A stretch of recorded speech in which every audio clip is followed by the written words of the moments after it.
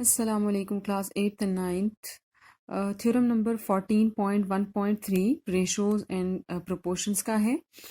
The internal bisector का मतलब है वो bisector जो अंदर वाले एंगल से हम ले रहे हैं. Of an angle of a triangle divides the side opposite to it in the ratio of the lengths of the side containing the angle. यानी इंटरनल बाइसेक्टर इस ट्राइंगल ए बी सी में अगर हम एंगल ए का bisector draw करें, angle bisector हमने draw किया जो कि इस एंगल ए को दो इक्वल पार्ट्स में डिवाइड कर रहा है और ये ऑपोजिट साइड को जैसे साइड बी सी है तो इसको ये जिस रेशो में डिवाइड करता है that is equal to the ratio of the sides containing the angle. यानी जो D B ratio D C ये इक्वल है A B ratio A C. Sides containing the angle का मतलब है कि जिस एंगल का बाइसेक्टर ड्रॉ किया गया है उस एंगल को दो साइड्स कंटेन कर रही हैं. एक साइड ए बी है और एक साइड ए सी है. गिवन में हमें क्या है, एक ट्राइंगल ए बी सी है और इंटरनल बाइसेक्टर ऑफ ए जो है वो मीट करता है साइड बी सी को पॉइंट डी के ऊपर. हमें प्रूव ये करना है that B D ratio D C is equals to measure of A B ratio A C. Construction हम क्या करेंगे कि हम एक line parallel to A D draw करेंगे that is B E and join E to A. ठीक है, यानी आगे सी ए को फर्दर इतना प्रोड्यूस करें कि वो ई को मीट करें and name the angles as angle 1, angle 2, angle 3, angle 4.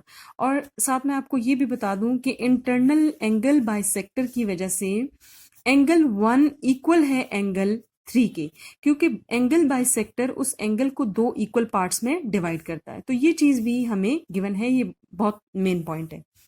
Statement आप देखें, हमारे पास यहाँ पर दो लाइंस पैरेलल हैं. एक हमारे पास लाइन है ए डी और एक हमारे पास लाइन है E B. They both are parallel और यहाँ पे मैंने इसको अलग से शो किया है that A D is parallel to E B. और ये जो लाइन है हमारे पास सी ई, ठीक है, ये जो लाइन है सी ई, ये इन दोनों लाइंस को सेम डायरेक्शन में यानी ऊपर की तरफ से इन दोनों लाइंस को इंटरसेक्ट कर रहा है. ठीक है, और इसके साथ बनने वाले जो एंगल्स हैं वो आ रहे हैं एंगल 1 एंड एंगल 2. तो measure of angle 1 is equals to measure of angle 2. इनको क्या कहते हैं, कॉरेस्पॉन्डिंग एंगल्स जो इक्वल होते हैं. This is equation 1. अब अगेन अगर मैं देखूं तो A D is parallel to B E और यहां पर एक और लाइन ए बी इन दोनों लाइंस को इंटरसेक्ट कर रहा है. ठीक है, लेकिन ए डी को ऑल्टरनेट डायरेक्शंस में इन दोनों लाइंस को इंटरसेक्ट करता है. यानी ए डी को वो ऊपर से इंटरसेक्ट कर रहा है और ई बी को वो इस पॉइंट बी से इंटरसेक्ट कर रहा है. सो इस तरह से जो बनने वाले एंगल हैं इन पैरेलल लाइंस के साथ वो हमारे पास ऑल्टरनेट एंगल्स कहलाते हैं जो हमेशा इक्वल होते हैं. Therefore measure angle 3 is equals to measure angle 4. This is equation 2. Reason है इसका alternate angles. But we know that angle 1 is equals to angle 3. ये हमें गिवन था. Angle 1 is equals to angle 3, ये चीज हमें गिवन है. अगर मैं 1 और 2 को देखूं तो हम एंगल 3 की जगह एंगल 2 लिख दें. Angle 2 is equals to angle 4 हो जाएगा. ठीक है, यहां पर एंगल 3 एंगल 4 के इक्वल है. यानी आप इक्वेशन नंबर 1 और इक्वेशन नंबर 2 की अगर मैं लेफ्ट हैंड साइड को देखती हूँ, एंगल 1 चूंकि एंगल 3 के इक्वल है, एंगल 1 की जगह हम एंगल 2 लिख दें और एंगल 3 की जगह हम एंगल 4 लिख दें फ्रॉम इक्वेशन नंबर 1 और 2, तो हमारे पास ये दो एंगल्स इक्वल हो जाएंगे. ठीक है, अगर एंगल 2 एंगल 4 के इक्वल है इट मींस दैट कि ये वाली जो ट्राइंगल है ये आइसोसेलेस ट्राइंगल है. ठीक है, किसी ट्राइंगल में अगर दो एंगल्स इक्वल हैं तो उनके ऑपोजिट साइड्स भी इक्वल होंगी. इट मींस दैट कि जो ए बी है that is equals to A E. यहां हम कह सकते हैं कि A E is equals to A B. In a triangle the sides opposite to congruent angles are also congruent. Now A D is parallel to E B. इसके लिए मैंने यहाँ पर अलग से इस फिगर में से इस पोर्शन को अलग से शो किया है कि अगर हम ये देखें ट्राइंगल सी बी ई को अगर मैं कंसिडर करूं, आप इसको इस डायरेक्शन से देखें तो जो ए डी है this is parallel to E B and intersecting the two sides of triangle. और थ्योरम 14.1.1 में हमने ये पढ़ा था A line intersecting two sides of a triangle and parallel to third side divides the side proportionally. यानी उसको वो proportionally divide करता है. So it means that BD ratio DC is equals to AE ratio EA ratio AC. या आप इसका reciprocal लें तो हमारे पास CD over DB is equals to CA या AC over AE. यहाँ अब इसमें जो काबिल गौर बात है वो ये देखें कि आपके पास जो ई ए है वो किसके इक्वल हमने प्रूव किया था ए बी के. तो यहाँ इसकी जगह पर हम नेक्स्ट स्टेटमेंट में क्या पुट करेंगे, ए बी पुट करेंगे.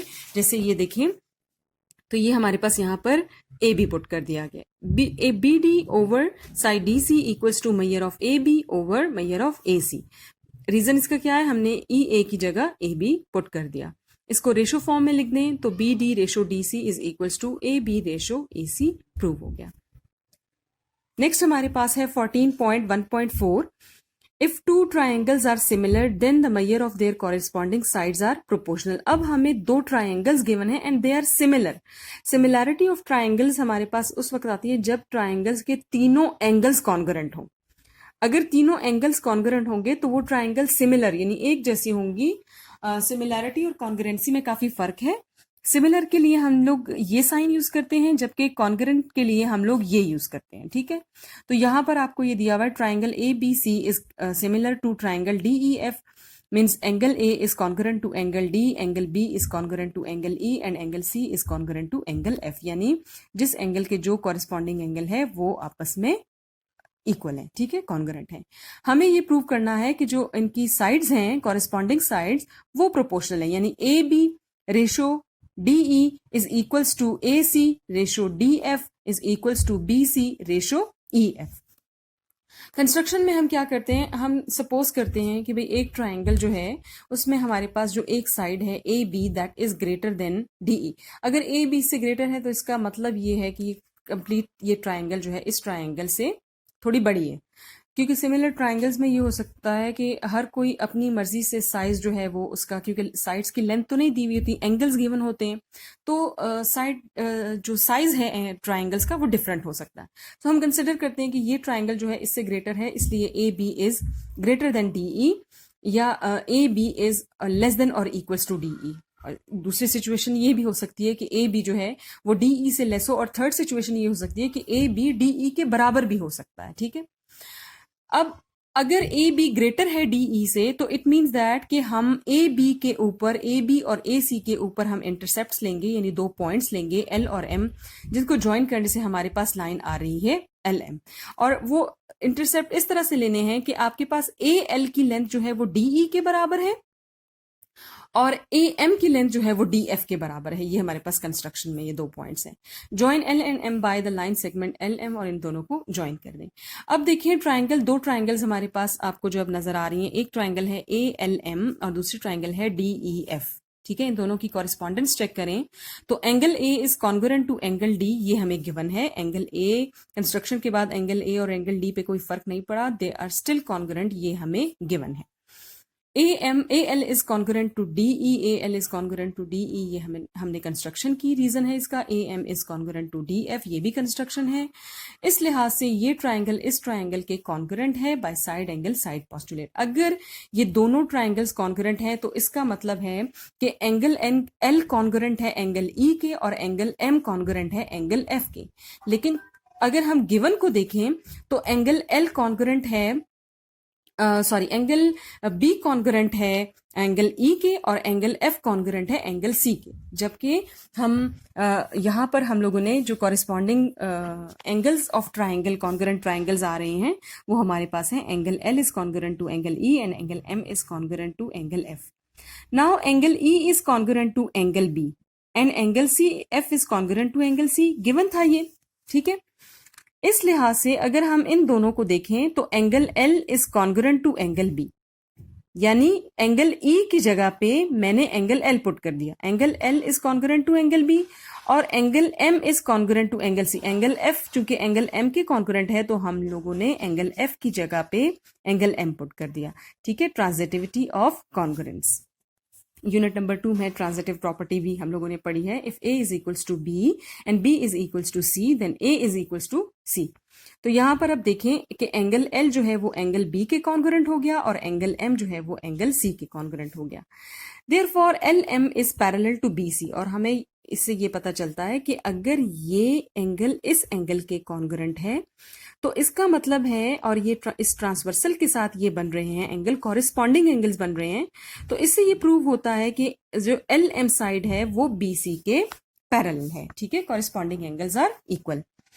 Hence AL over AB is equals to AM over AC। तो हम ये भी कह सकते हैं कि थ्योरम में हमने पहले पढ़ा था कि अगर एक लाइन दो साइड्स को इंटरसेक्ट करे, थर्ड साइड के पैरेलल हो, तो उन साइड्स को वो इक्वल रेशियो में डिवाइड करता है। तो हम ये कह सकते हैं, चूंकि ये इक्वल रेशियो तो नहीं है, लेकिन AL और पूरा कंप्लीट पोर्शन क्या है AB, तो AL over AB is equals to AM over AC। इसको यूं भी कह सकते हैं AL ratio LB is equals to AM ratio MC। लेकिन हमारे पास इस केस में हम क्या लेंगे, AL over AB is equals to AM over AC, और DE is equals to AB। AL किसके इक्वल था, आप ये देखें, AL कंस्ट्रक्शन के मुताबिक किसके इक्वल था, DE के, और AM किसके इक्वल था, DF के। तो AL और AM की जगह नेक्स्ट स्टेटमेंट में मैंने DE और DF पुट कर दिया। ये आ गई हमारे पास equation. Similarly by intercepting the segments on BA and BC, अगर हम ये सेगमेंट जैसे L और M मैंने AB और AC के ऊपर लिए हैं, अगर मैं BA और BC या इस डायरेक्शन में अगर मैं ये L और M ले लूं, तो हम इजीली ये प्रूव कर सकते हैं that DE over AB is equals to EF over BC। अब इक्वेशन नंबर 1 और 2 को देखें तो लेफ्ट हैंड साइड इक्वल है, इसका मतलब है कि DE over AB is equals to DF over AC and also equals to EF over BC। ये तीनों हमारे पास क्या है, इक्वल है, हमारे हम लोग इक्वेशन 1 और 2 से कहते हैं। रेसिप्रोकल लिया है यहाँ पर इस स्टेटमेंट का।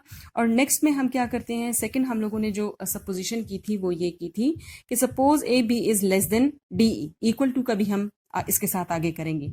अगर लेस हो तो it can be similarly prove by taking intercept on sides triangle DEF।